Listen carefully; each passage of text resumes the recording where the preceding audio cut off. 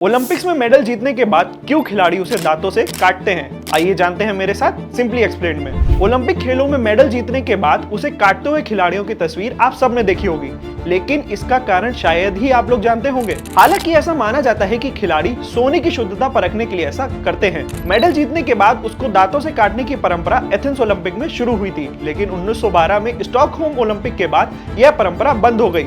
Stockholm Olympic में खिलाड़ियों को अंतिम बार शुद्ध सोने के मेडल दिए गए थे। क्योंकि सोना अन्य धातुओं की तुलना में थोड़ा नरम और लचीला होता है, इसीलिए मुंह से दबाकर खिलाड़ी ये निर्धारित करते हैं कि मेडल असली सोने का है भी या नहीं।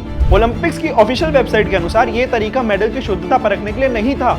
दरअसल खिलाड़ियों को पोज देने का ये तरीका था जो फोटोग्राफर्स उनसे करने के लिए कहते थे। इसके जरिए वो अपनी जीत को दिखाते थे। कहा जाता है कि सोने की शुद्धता की वास्तविक पहचान दांतों से काटने के बाद होती है। ऐतिहासिक रूप से सोने की जांच के लिए यह तरीका सदियों पुराना है। उसे दांतों से काटने पर सोने पर दांतों के निशान पड़ जाते थे। ऐसा इसीलिए किया जाता था। अब यह परंपरा है या पोज देने का तरीका, लेकिन इसके चलते खेल में मैदान पर कुछ रोचक नजारे भी देखने को मिले। साल 2010 में जर्मनी के एक एथलीट जीत के बाद सिल्वर मेडल को दांतों से काट रहे थे, तभी उनका दांत निकलकर बाहर आ गया। ऐसे ही और भी एक्सप्लेनर वीडियोस के लिए बने रहिए हमारे साथ। धन्यवाद।